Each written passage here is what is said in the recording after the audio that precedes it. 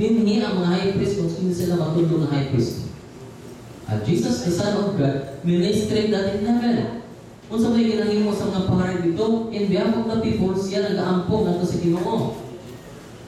Kung sa ginahimo ni Jesus Christ, siya po nag-aampong in behalf sa tuwa. When we sin, what does Jesus do? Advocate with the Father. Something pasok sa advocate. Siya yung like term sa advocate. Abogado. Mediator. Ha? Mediator. Mediator. Okay?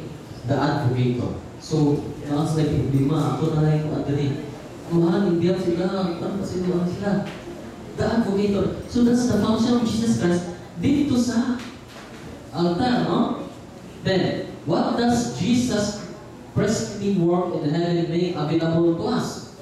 Kung sa man ang nakapa-available na presently work niya. Is still available to us, all of us. Hebrews 4:14 to 16. Please read the Bibles. And what is the answer? Hebrews 4:14 to 16. Okay? See your Bible? Let's all read together. And akong basahon din ni uban sa inyo nga magbasa mo. Nana, page, alang surat na baro, asa napita, page 1036. Nasa upper part ang page, but Hebrews is near Revelation. Nakita na ninyo?